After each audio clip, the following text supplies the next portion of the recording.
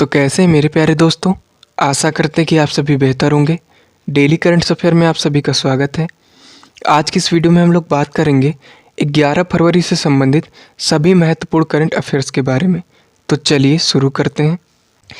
पहला प्रश्न है मेरे प्यारे दोस्तों, निम्न में से किस अंतरिक्ष अनुसंधान संगठन ने अभी हाल ही में अपना सबसे छोटा रॉकेट SSLV D2 लॉन्च किया है? इसका जो राइट आंसर हो जाएगा, अभी इसरो के द्वारा इसे लॉन्च किया गया। ठीक है दोस्तों, और ये क्वेश्चन आपके लिए इंपॉर्टेंट भी रहेगा।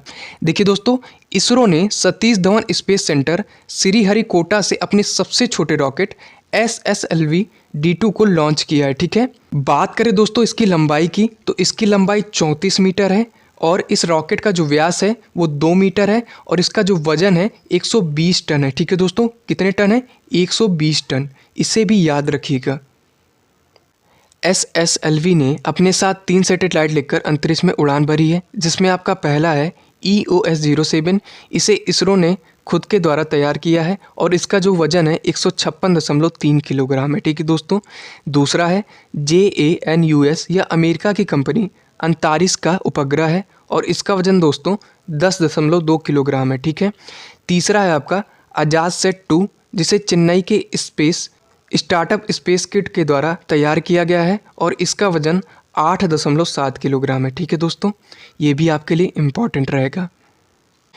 अब बात करेंगे दोस्तों कि इसरो की स्थापना कब हुई थी। तो इसकी स्थापना 15 अगस्त 1969 में की गई थी। इसका मुख्यालय बेंगलुरु में है और इसके अध्यक्ष वर्तमान में कौन है?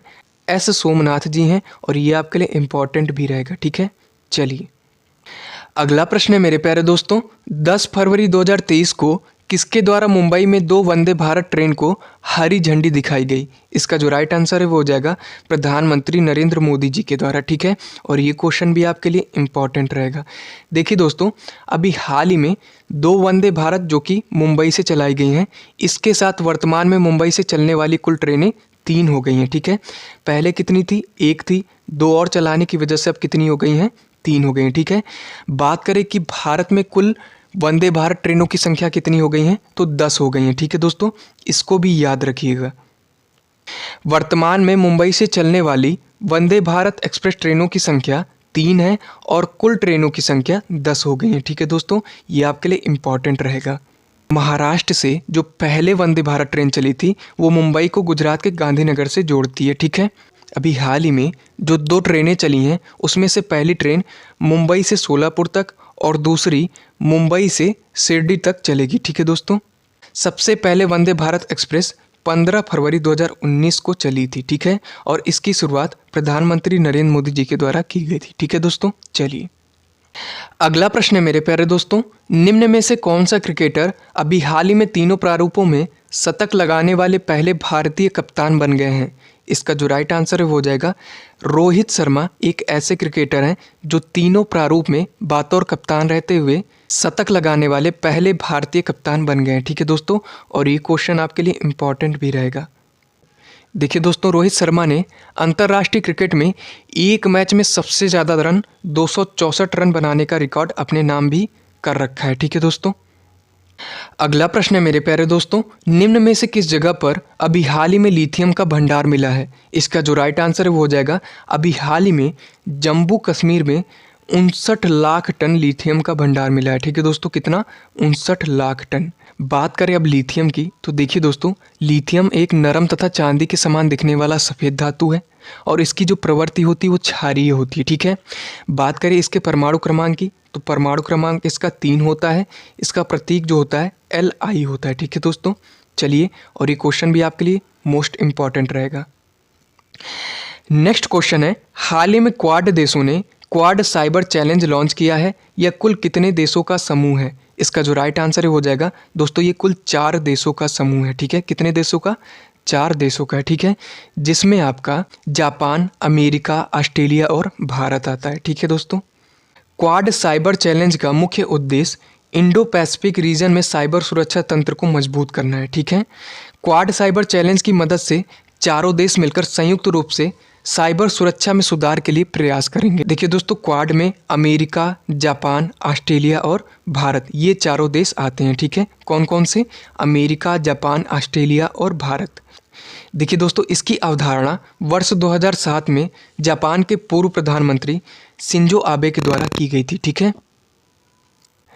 नेक्स्ट क्वेश्चन है, अभी हाल ही में विश्व दलहन दिवस कब मनाया गया? इसका जो राइट आंसर है वो हो जाएगा अभी हाल ही में 10 फरवरी को विश्व दलहन दिवस मनाया गया। ठीक है दोस्तों। सबसे पहले 2016 में इसे मनाया गया था। ठीक है दोस्तों। कब मनाया गया था? 2016 में।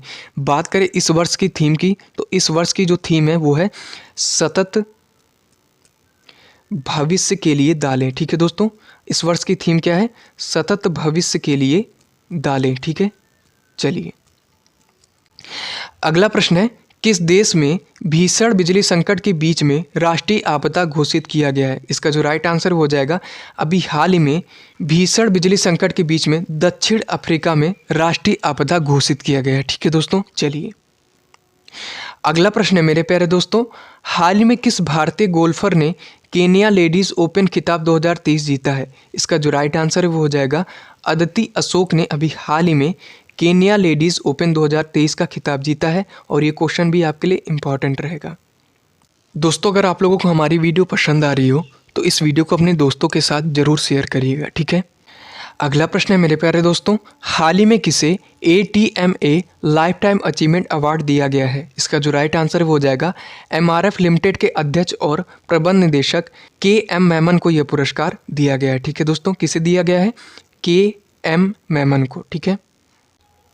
अगला और आखिरी प्रश्न है, हाल ही में किस देश ने अंतर्राष्ट्रीय मुद्रा कोष के साथ समझौते पर हस्ताक्षर किया है? इसका जो राइट आंसर हो जाएगा अभी हाल ही में पाकिस्तान के द्वारा अंतर्राष्ट्रीय मुद्रा कोष के समझौते पर हस्ताक्षर किया गया। ठीक है दोस्तों। आज के लिए बस इतना ही। अगर आप लोगों को हमारी वीडियो पसंद आई हो तो वीडियो को लाइक कर दीजिएगा, चैनल को सब्सक्राइब कर दीजिएगा। अगली वीडियो में हम लोग फिर से मिलेंगे। तब तक के लिए जय हिंद, जय भारत।